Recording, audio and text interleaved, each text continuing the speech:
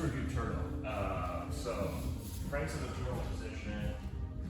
We're looking to keep him down using our weight and also just like using parts of his body as levers to sort of keep him down. So like have weight in his hips so he can't just stand up. And if he does, and he starts like using his hands on the mat, I like to grab his leg and start bringing his weight forward into his hands. If he posts on his hands like this, now like because his hands are on the mat, now I can get a seatbelt and now we can go into other offensive techniques. But just realize that like I'm keeping my weight on him. I'm looking to shift his weight forward by grabbing his ankle and bringing it forward, keeping his weight on the mat. We're also looking at like how much of his turtle is like. So right now, like Frank's a little more narrow, so there's less space between his elbow and his knees. But now he's like less stable, so I can maybe pull him over. And if he opens his face, it's like it's much harder to just pull him over. But now there's space around him that I can insert my knees and get your body locks. So just like have a good feeling of like what his turtle looks like.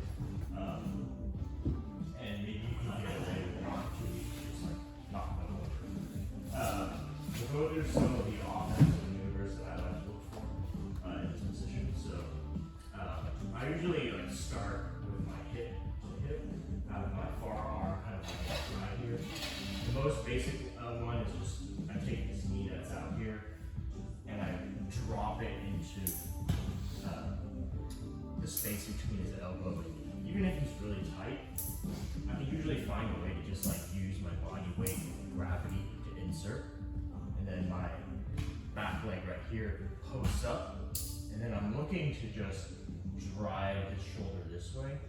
I think like when people have difficulty sweeping, it's just because I want to use all my weight to collapse Frank on that shoulder. And then we basically drag him down with your own body weight. So very simple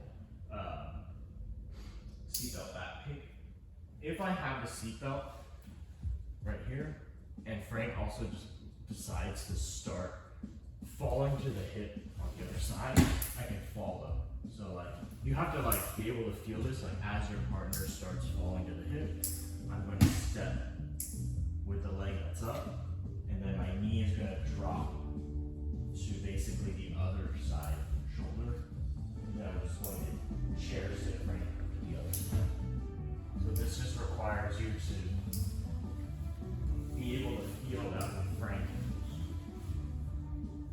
And you'll be able to feel it, especially if you have like a tight seatbelt here and they start falling. It's kind of like you have to just come up a little bit and be able to follow. And it helps that you also have a seatbelt as well. So yeah, there are sort of two sides of the seatbelt backtack. I find that when I'm also in the seatbelt, instead of driving over using this foot, I also like to kind of like shift their weight up and then look for this hook on the near side leg. And then I can lift this hook and sort of just like drag them down. And then now we can also have pins and also a back kick. So they call this the Kosoto hook. So you can even do it like from here. I just move this weight up so I can get like a nice foot in there. And then I start reaping the leg outward and their hip has to follow. And so if you ask your partner, can you get up? It's really hard. And then now I can look to start putting my weight in. And then last one I'll give you guys for review today is the spiral ride. So I already have my hand here at the side. I like to double it up with, I go under the arm here and all the way up to the tricep right here for a nice claw grip. And then basically what I'm doing is I'm circling away from Frank. I'm taking my hand and palming it into his thigh and straightening my arm. circle away, I basically am kind of like lifting